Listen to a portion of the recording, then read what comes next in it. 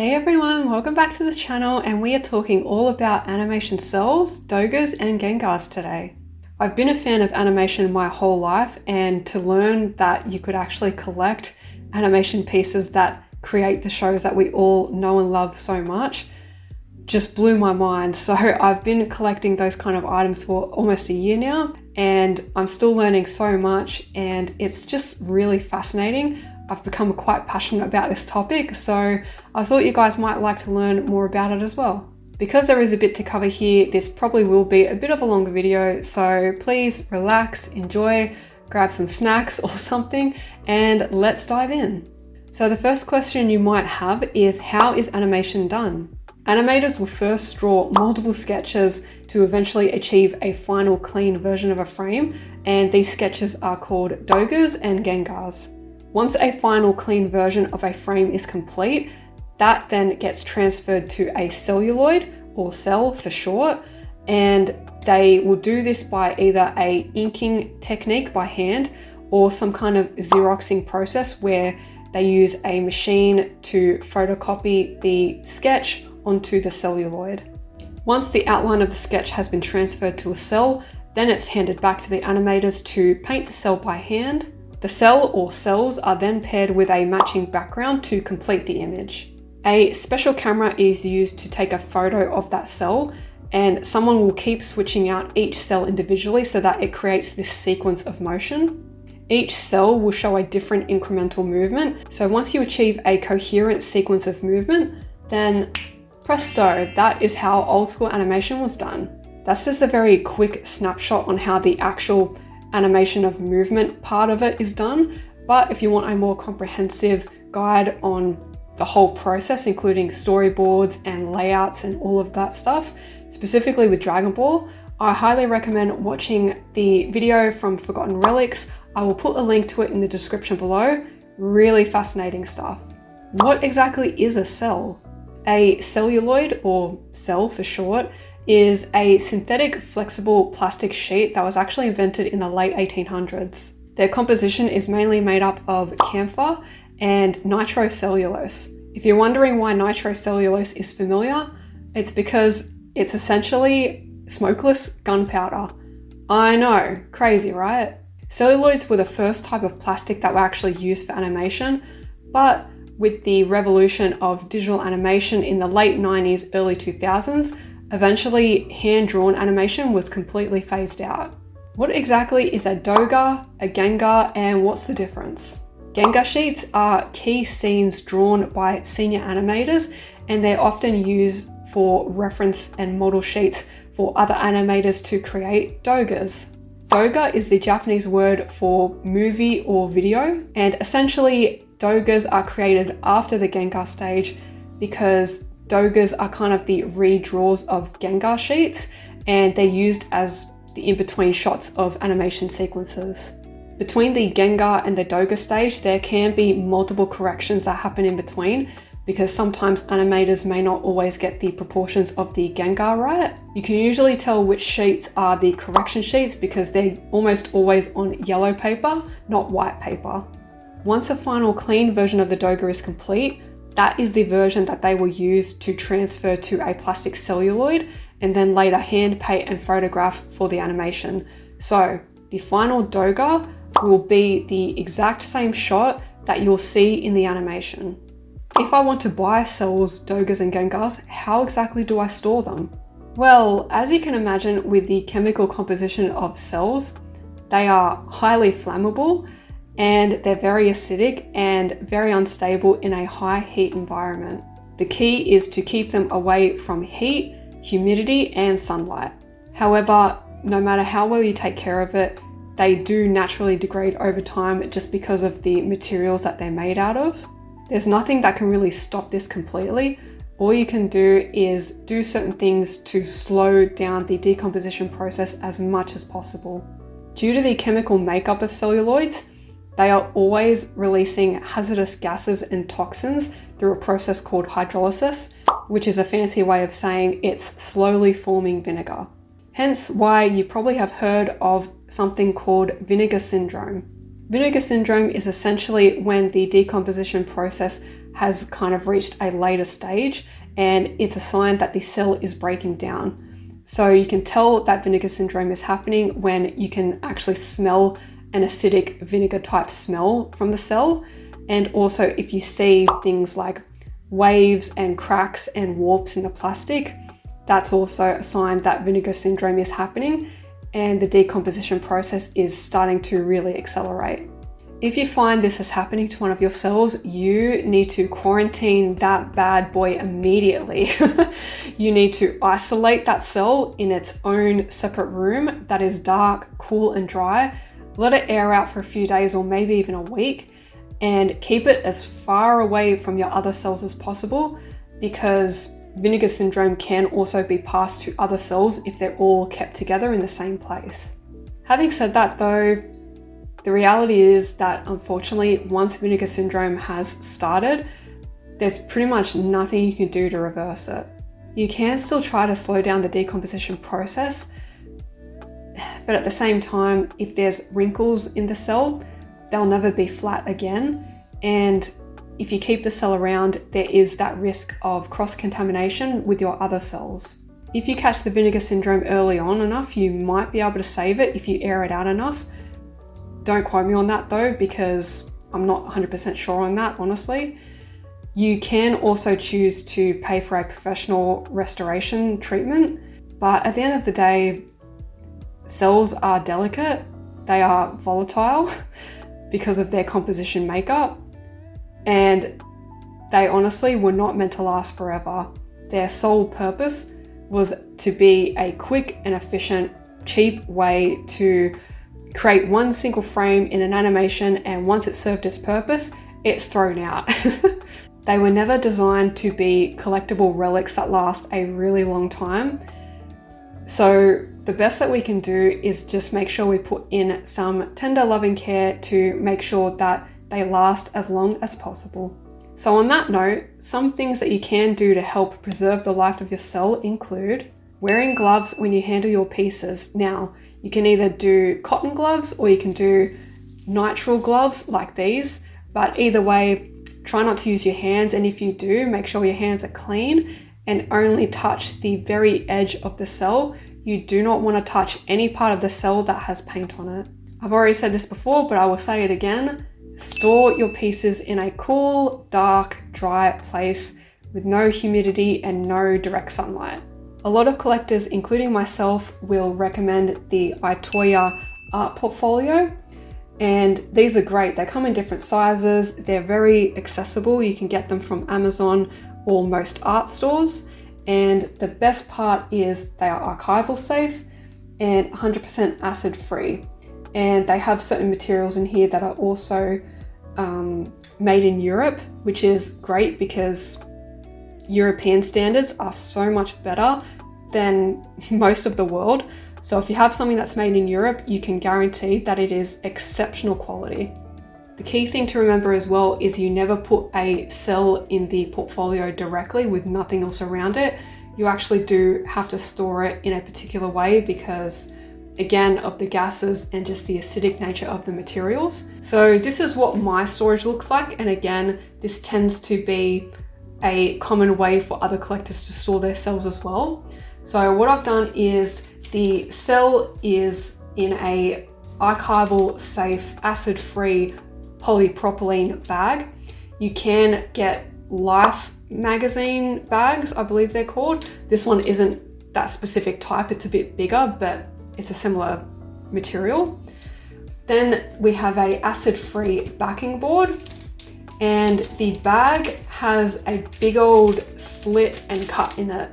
And that's because you never want to have a cell in a enclosed bag, because then the gases that are released will stay trapped in the bag and you accelerate the decomposition process. So the key is you put it in a bag to keep it safe, but you have a hole cut in the bag so that the toxins can slowly get released and air out over time. You also want to make sure there is no significant pressure on either the top or the back of the cell, because the paint actually starts to stick to stuff over time.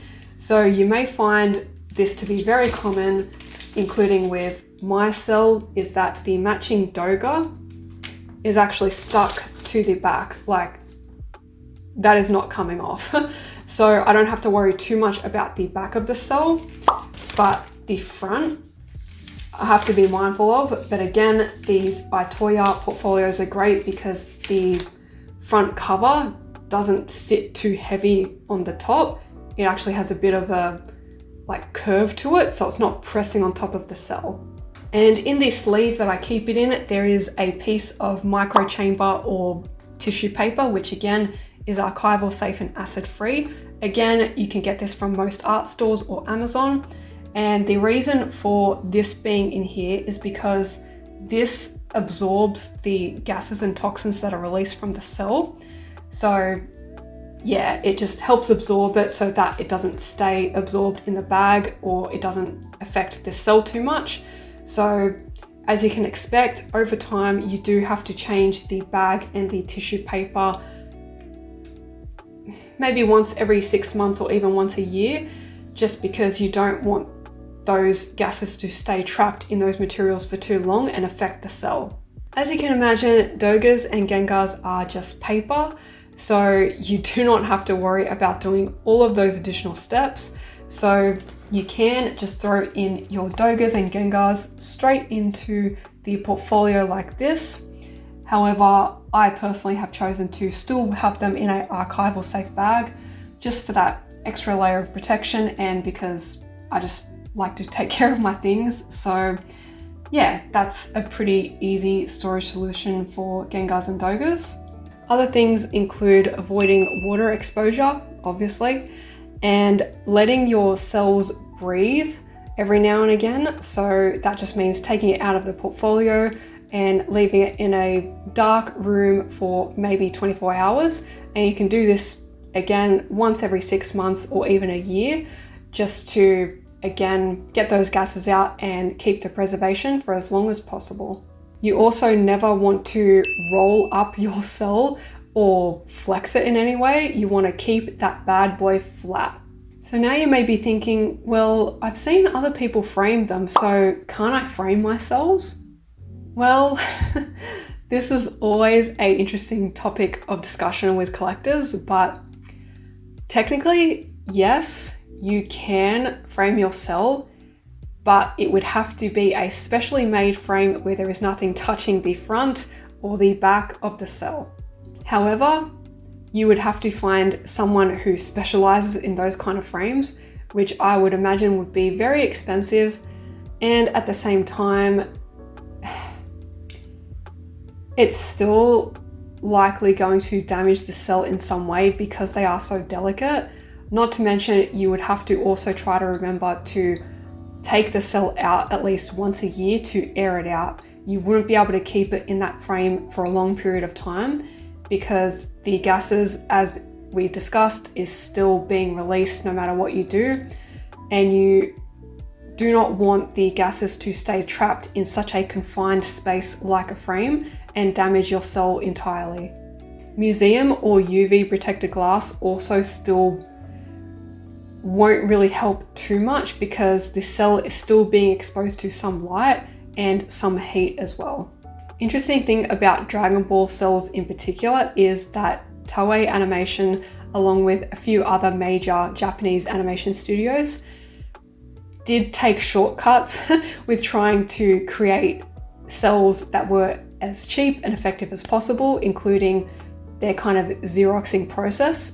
So because of that, you will find in particular with Dragon Ball cells that the line work will fade to like this orange brown color over time when it's exposed to too much light. And in extreme cases, the lines can actually fade completely and your cell is just a blob of incoherent paint.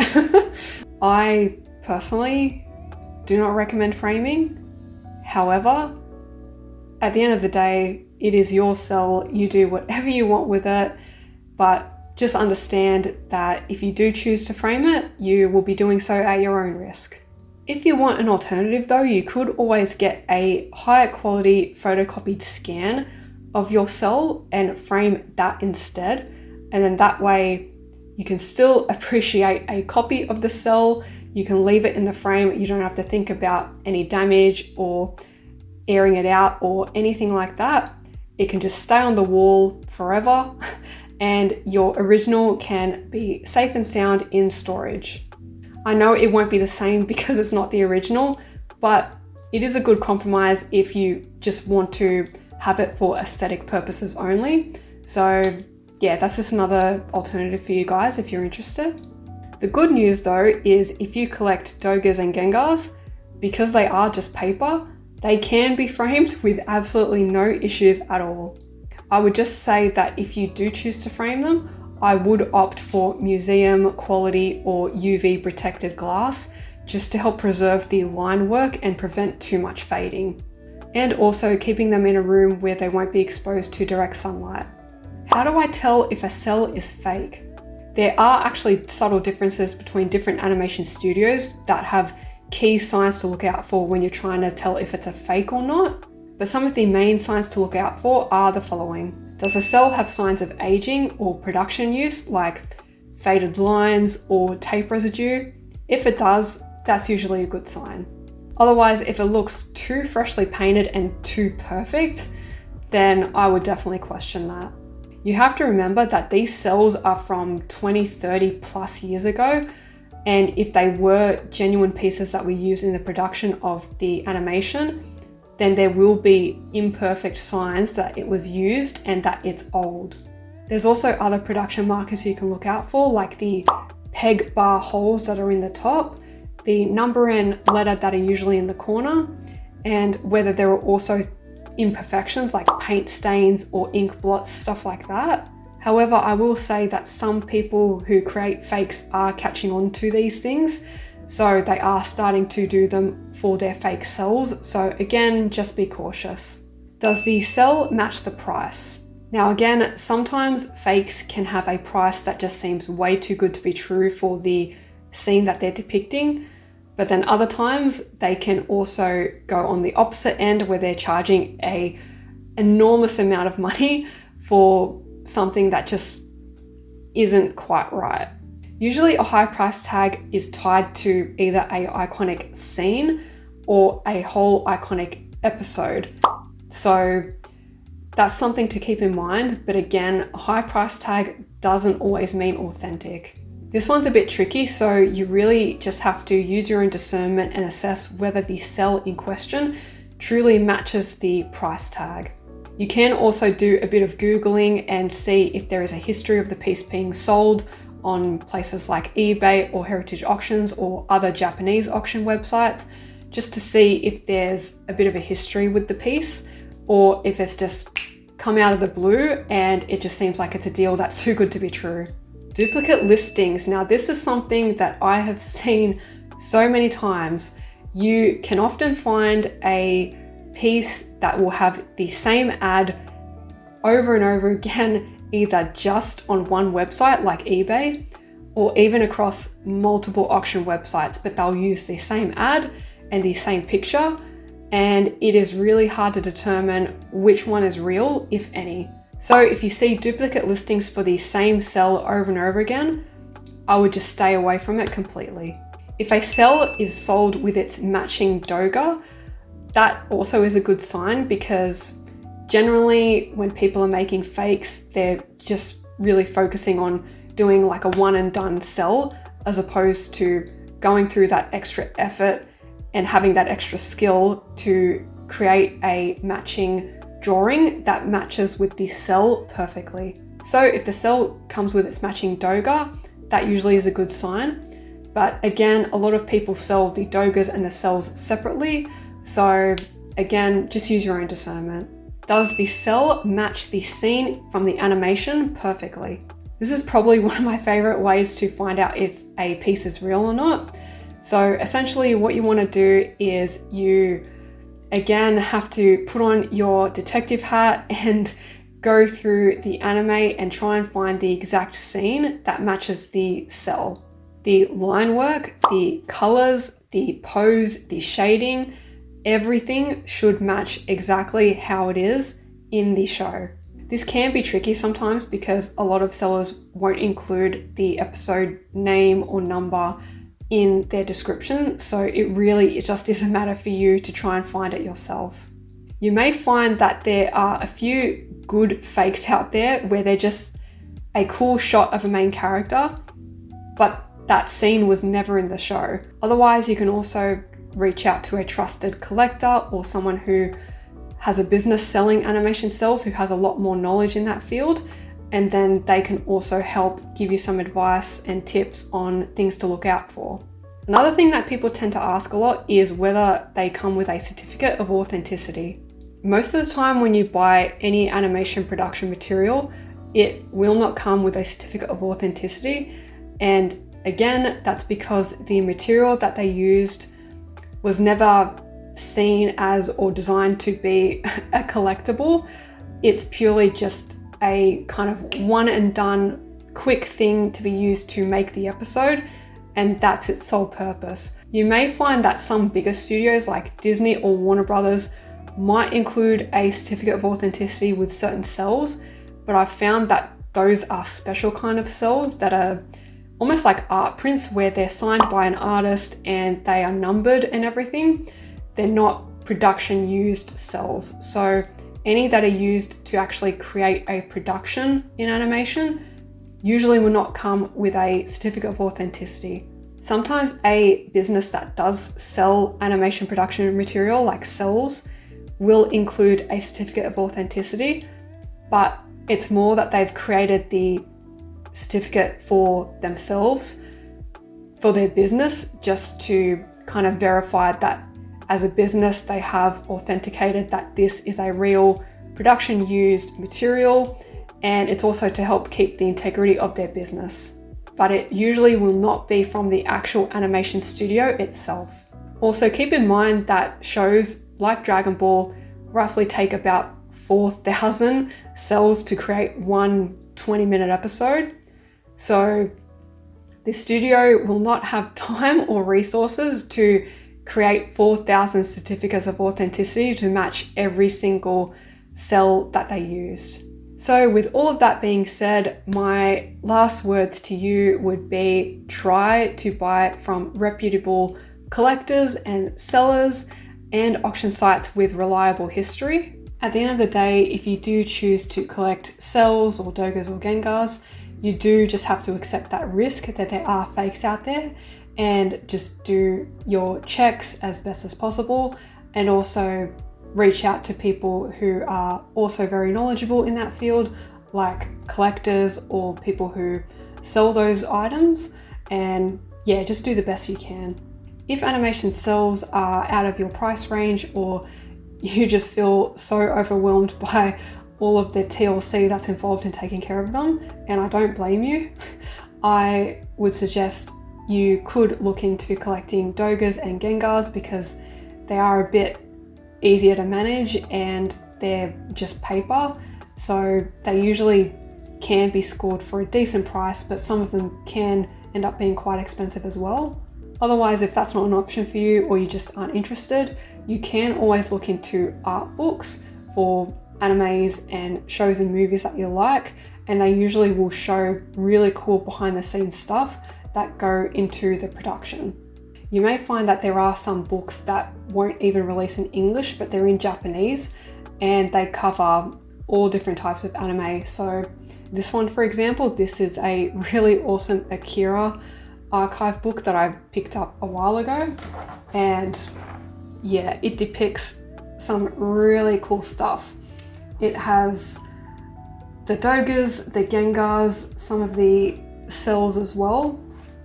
Really cool stuff, and it was only released in Japan, so there isn't an English version, but yeah, really cool stuff. So if you are interested in the more behind the scenes stuff but you don't want to get into those kind of collectibles, I would suggest that as an alternative. Anyway, I feel like this video has probably gone on for long enough, so if you have made it this far, thank you so much for watching, and as always, please take care of yourselves, and I will see you guys in the next one.